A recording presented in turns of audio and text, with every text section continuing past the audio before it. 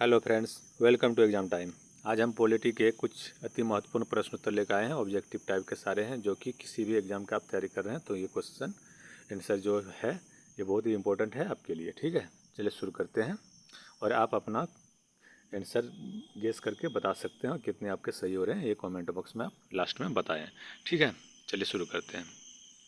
पहला क्वेश्चन है, भारत की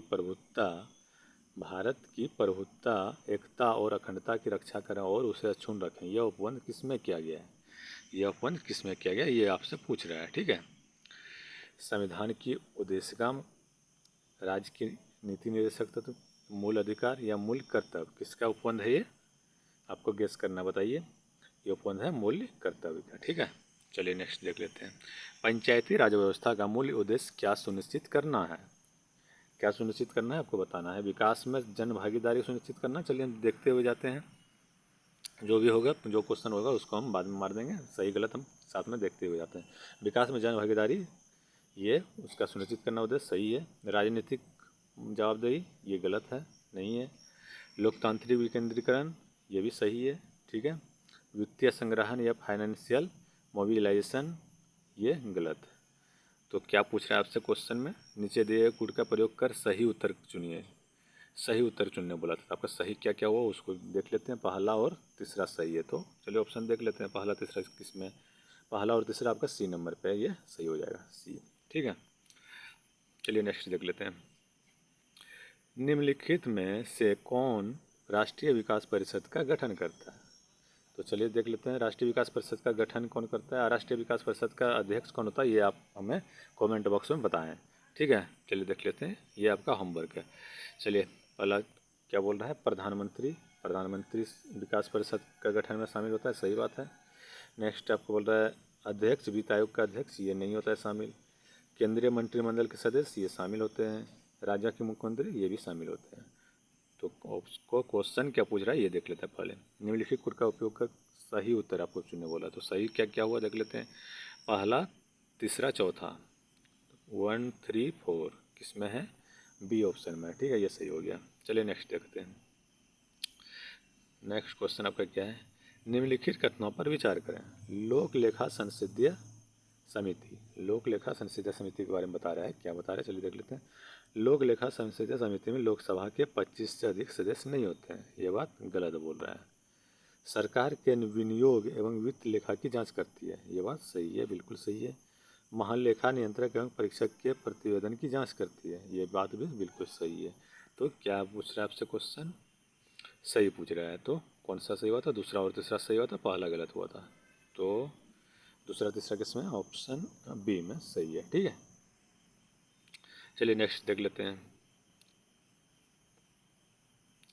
नेक्स्ट क्वेश्चन आपको कह रहा है, भारत के संदर्भ में निम्नलिखित में से कौन सा से सिद्धांत संसदीय सरकार पर संस्थागत रूप से लागू होता है?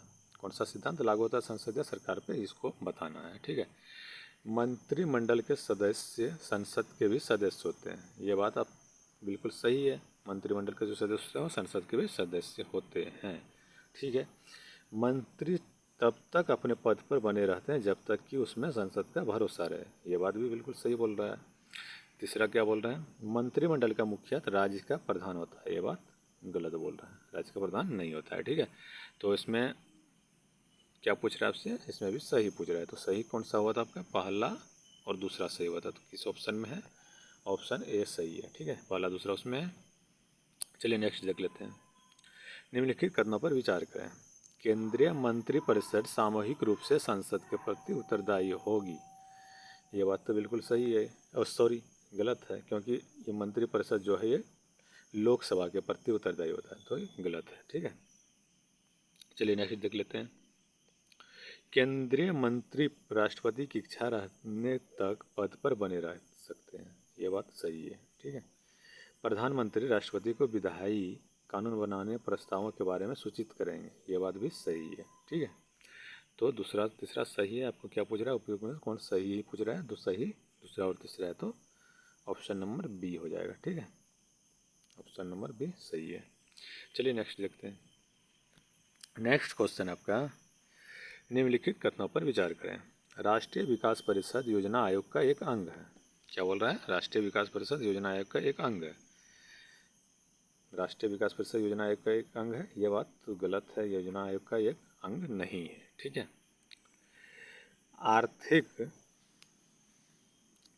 आर्थिक एवं सामाजिक नियोजन को भारत के संविधान की समृद्धि सूची में रखा गया है। सही बात बोल रहा है, रखा गया है।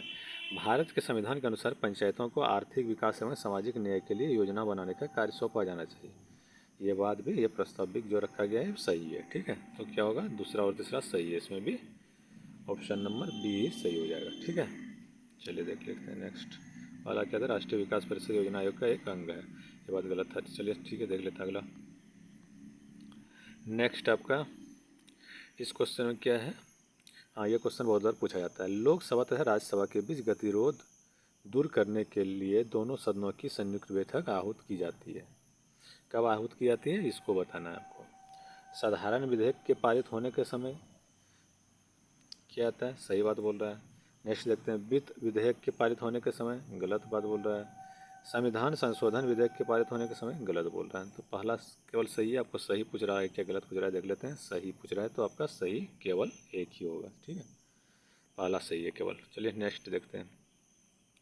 भारतीय संविधान में निम्नलिखित में से कौन नागरिकों के मौलिक कर्तव्य हैं? नागरिकों का मौलिक कर्तव्य कौन सा है, ये आपको देखना है, बताना है। ठीक है। अपनी मिश्रित संस्कृति की समृद्ध विरासत का संरक्षण करना, ये मौलिक कर्तव्य है। सही बात है।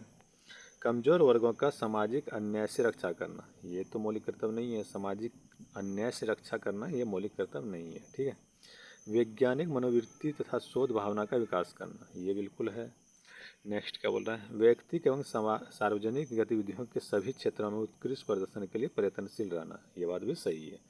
तो क्या पूछ रहा है आपसे, देख लेते हैं क्वेश्चन पर।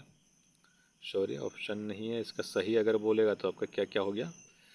पहला तीसरा चौथा, पहला तीसरा चौथा सही था। पहला तीसरा चौथा आपका सही था। सही अगर पूछेगा तो, और गलत पूछेगा तो, अगर गलत यहाँ पूछता तो आपका क्या होता है? दूसरा गलत रहता। ठीक है, चलिए इस तरह आप इसको याद रख लीजिए। चलिए नेक्स्ट देख लेते हैं। भारतीय संविधान का कौन सा अनुच्छेद भारत के राज्य की उपयुक्तता का विचार करता है? उपयुक्तता का विचार करता है, कौन करता है? अनुच्छेद 100 या फिर अनुच्छेद 200 या फिर अनुच्छेद 300 या अनुच्छेद 330, कौन करता है? ये विचार करता है आपका अनुच्छेद 300। ठीक है, इसको याद रखिए, ऑप्शन नंबर सी। चलिए नेक्स्ट देख लेते हैं। निम्न में से कौन सी संसदीय समिति का सभापति निरपवाद तौर पर शासक दल का होता है? शासक दल का होता है कौन?